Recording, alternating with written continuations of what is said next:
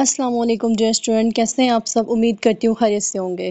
तो स्टूडेंट, हमने chapter number 1 जो है वो स्टार्ट किया हुआ था, न्यू बायोलॉजी का, बायोडाइवर्सिटी और क्लासिफिकेशन, जिसका आज जो टॉपिक है क्लासिफिकेशन ऑफ वायरसेस, इसको हम स्टडी करते हैं। सबसे पहले तो हम देखेंगे कि वायरसेस जो होते हैं उनको 5 किंगडम क्लासिफिकेशन सिस्टम के अंदर क्यों नहीं रखा गया।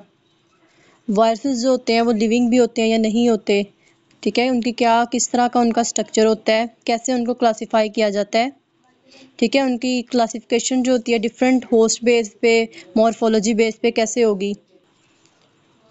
तो यहाँ पे अगर हम देखते हैं सबसे पहले तो क्लासिफिकेशन ऑफ वायरसेस में क्या आता है। Viruses are not considered organisms.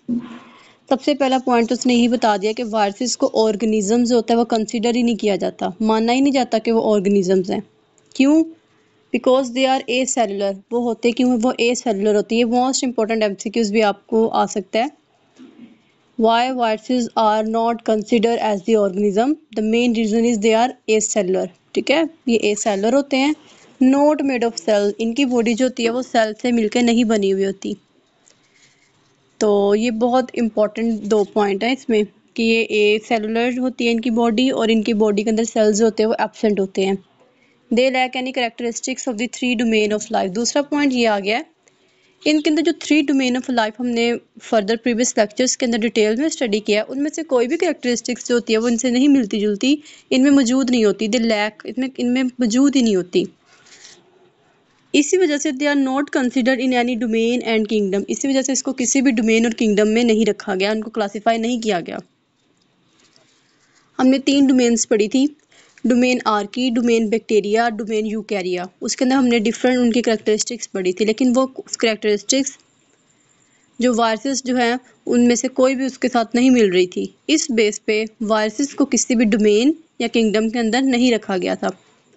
उसके बाद अगर हम देखते हैं तो बताया गया है जो आपके पास वायरसेस होते हैं वो न्यूक्लिक एसिड के बने हुए होते हैं, मतलब इनका जो जेनेटिक मटेरियल है वो डीएनए और आरएनए से मिलके बनता है इनका जेनेटिक मटेरियल, ठीक है, और surrounded by a protein code, और उसके गिर्द क्या होता है, प्रोटीन का एक कोड होता है।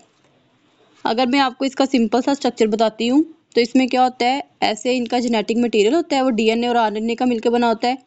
इसके ऊपर ऐसे एक कोट होता है, और वो कोट जो होता है वो प्रोटीन का कोट है। अंदर क्या होता है, डीएनए और आरएनए मौजूद होता है। तो ये इनका बताया हुआ है।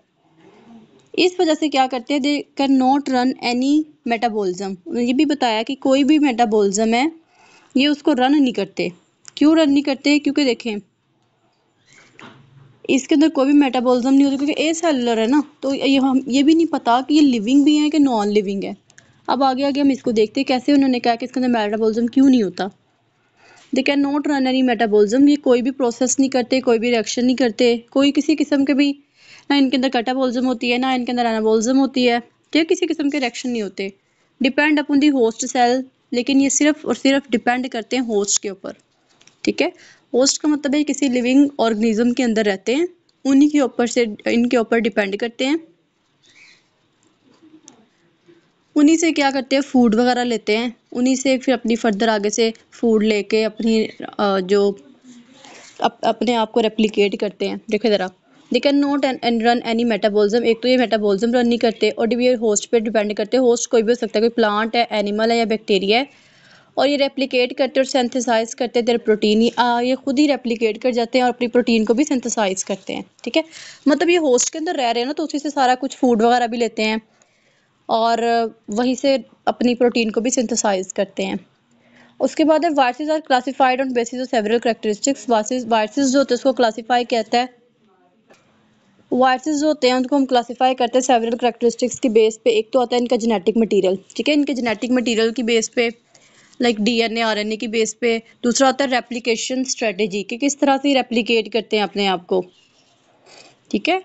आगे थर्ड पॉइंट आता है मोर्फोलॉजी, इनके स्ट्रक्चर की बेस पे भी इसको क्लासिफाई किया जाता है। And the host they in fact, और उस होस्ट पे भी इसको कैटेगराइज किया जाता है जिस पे जाके ये रहते हैं, ठीक है। हमने पढ़ा ना वायरसेस जो होते हैं वो होस्ट के अंदर रहते हैं, ठीक है, और उन्हीं पे डिपेंड करते हैं, उनसे फूड वगैरह भी लेते हैं। तो इस वे से भी इसको क्या किया जाता है, क्लासीफाई किया जाता है। अब देखिए, classification of viruses follow guideline established by the international committee on taxonomy of viruses. एक ICTV है, मतलब इंटरनेशनल कमेटी होती है टैक्सोनॉमी ऑफ वायरसेस, वो कुछ रूल्स देती है। उस रूल्स के अकॉर्डिंग वायरसेस को क्या किया जाता है, क्लासीफाई किया जाता है। ठीक है, दोबारा मैं इसको रिकॉल करती हूँ कि ICTV है, ये मोस्ट इंपॉर्टेंट MCQs है। ये भी हम कह सकते हैं on which basis viruses are classified. तो आप कह सकते हो कि वायरसेस जो होती है वो फॉलो करती है गाइडलाइंस, जो कि इसको एस्टेब्लिश कौन करता है, international committee on taxonomy of viruses ICTV establish करता है। तो ये हमारे पास थोड़ा बहुत वायरसेस का इंट्रो था। उसके बाद अगर हम देखते हैं classification on the basis of host range. सबसे पहले अगर हम इसको क्लासीफाई करते हैं होस्ट की बेस पे, तो देखिए ज़रा, एक एनिमल वायरस है, नाम से ज़ाहिर ऐसे वायरसेस जो एनिमल के अंदर रहते हैं, एनिमल उनका होस्ट होता है, तो ये इन्फेक्ट करेंगे एनिमल्स के अंदर। इनके अंदर इंक्लूडिंग ह्यूमंस भी आते हैं, और इनके एग्जांपल है इन्फ्लुएंजा वायरसेस और रेबीज वायरस। इन्फ्लुएंजा वायरसेस ऐसे वायरसेस होते हैं जो कि फ्लू कोज करते हैं, लाइक कफ वगैरह हो गया, फीवर हो गया, तो ये वो वाले वायरसेस होते हैं। दूसरा होता है रेबीज वायरस। रेबीज वायरस ऐसे वायरसेस होते हैं जो ह्यूमन को इफेक्ट करते हैं। उसमें ना उनको ना क्या होता है, फोबिया हो जाता है, या पानी का फोबिया हो जाएगा उन्हें, या उनका एयर का, फ्रेश एयर का फोबिया हो जाता है। तो ऐसे वायरसेस जो ह्यूमन को इफेक्ट करते हैं ना, तो वो ज़्यादा देर तक ना पेशेंट सर्वाइव नहीं कर पाता। वो क्या होता है कि जल्दी ही थोड़ी दिनों के बाद इनकी डेथ हो जाती है, क्योंकि उनके लिए सर्वाइव करना बड़ा मुश्किल हो जाता है। तो ये इस तरह के वायरसेस होते हैं, एक इन्फ्लुएंजा और रेबीज वायरस। दूसरा आपके पास है प्लांट वायरसेस। ऐसे वायरसेस जो प्लांट पे इफेक्ट करते हैं। ठीक है, इसके एग्जांपल है टोबैको मोज़ेक वायरस और पोटैटो वायरस एक्स है। टोबैको कहते हैं ऐसे, मतलब टोबैको मोज़ेक वायरस ये ना टोबैको प्लांट पे इफेक्ट करते हैं, टोमेटो प्लांट पे इफेक्ट करते हैं, और कुछ सोलानेसी फैमिली होती है उस पे वायरसेस जो होते हैं इफेक्ट करते हैं। तो टोबैको प्लांट जो होता है उस पे क्या होता है कि उनके लीफ के ऊपर ना पैचेस बन जाते हैं, कलर फेड हो जाता है, इस तरह करके ना। तो ये आपके पास आती है इसकी एग्जांपल टोबैको के ऊपर। इधर पोटैटो वायरस एक्स जो होता है, ये पोटैटो के प्लांट को इफेक्ट करते हैं, और पोटैटो के प्लांट के लीव्स वगैरह उसको सारा डैमेज कर देते हैं, उसको उनके ऊपर, इनके अंदर भी क्या होते हैं, पैचेस बन जाते हैं, कलर जो होता है वो फेड हो जाता है। तो अगर मैं इसको आपको इसकी डायग्राम दिखाती हूँ तो आपको मजीद इसके बारे में थोड़ा क्लियर हो जाएगा। तो ये देखिए, ये आपके पास है टोबैको प्लांट के लीव्स हैं। ये देखिए यहाँ पे क्या हुआ है कि डिफरेंट तरह के पैचेस वगैरह, देखिए कितना लीव खराब हुआ है। तो ये टोबैको मोज़ेक वायरस की वजह से ना प्लांट के लीव्स की होती है इस तरह की कंडीशन हो जाती है। और अगर आप देखते हैं पोटैटोज हैं, ठीक है, सारे के सारे पोटैटोज इस तरह सारे डैमेज हुए हुए हैं। आपको इनकी शेप नज़र आ रही है, शेप भी सारी ख़राब हो गया, स्ट्रक्चर सारा ख़राब हो गया है, ब्लैक पैचेस हो गया, ब्लैक, ये सारे जो पोटैटोज को होते हैं, तो ये सारे वायरस की वजह से होते हैं, पोटैटो मोज़ेक वायरस की वजह से ये सारे पोटैटोज जो होते हैं वो डैमेज होते हैं। तो ये हमने इनकी डायग्राम देखी है टोबैको मोज़ेक वायरस की, पोटैटो वायरस एक्स की। अब नेक्स्ट जो हमारे पास टाइप आती है वो है बैक्टीरियोफेज, मतलब ऐसे वायरसेस जो कि बैक्टीरिया को इन्फेक्ट करते हैं।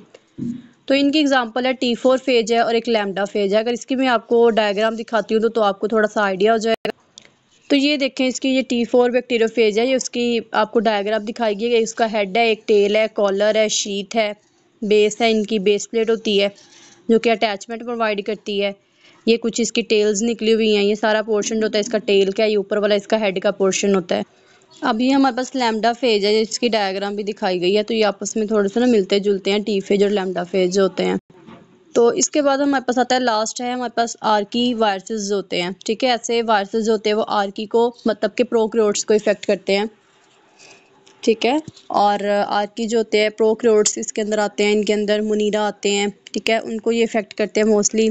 तो इनकी एग्जांपल में उसने बताया हुआ सल्फोलोबस स्पिंडल शेप्ड वायरस होता है। अगर इसकी भी मैं आपको डायग्राम दिखाती हूँ तो आपको क्लियर होगा कि इनकी शेप कैसी होती है। तो ये देखें स्टूडेंट, आपको सल्फोलोबस स्पिंडल शेप वायरस है, उसकी डायग्राम देखें, एक लोब होती है। ठीक है, ये आपको लोब की तरह की नज़र आ रही है ऐसे करके। तो ये इसके अंदर हमने इसकी डायग्राम देखी है। तो स्टूडेंट, ये हमारा टॉपिक था क्लासिफिकेशन ऑफ वायरसेस, जिसके अंदर हमने कुछ कैरेक्टरिस्टिक्स थी वायरसेस के बारे में स्टडी किया। उसके बाद इसको हमने on the base of host range जो था वो क्लासीफाई किया था। तो नेक्स्ट हम बात करेंगे classification on the basis of morphology, बात करेंगे कि मॉर्फोलॉजी यानी कि उनके शेप की बेस पर कैसे उसको क्लासीफाई किया जाता है। और उसके बाद हम नेक्स्ट बात करेंगे, इसकी क्लासिफिकेशन की जाएगी उनकी बेसिस ऑफ जेनेटिक मटेरियल की बेस पे कैसे इसको जो है वो क्लासीफाई किया जाता है। ठीक है, तो लास्ट पे हम करेंगे इसकी बात, क्लासिफिकेशन की जाती है रेप्लिकेशन के स्ट्रेटजी की बेस पे। तो स्टूडेंट, आज उम्मीद करती हूँ कि आपको आज के टॉपिक की समझ आई होगी। अगर कोई भी ऐसा पॉइंट जो आपको समझ नहीं आ रहा तो प्लीज़ आप लोग कमेंट बॉक्स में पूछ सकते हैं, और वीडियो को लाइक, शेयर और सब्सक्राइब कर सकते हैं, ताकि नेक्स्ट आने वाली जितनी भी लेटेस्ट वीडियोस है आप तक जो है वो टाइमली पहुंच सके। तब तक के लिए अल्लाह हाफ़िज़ स्टूडेंट।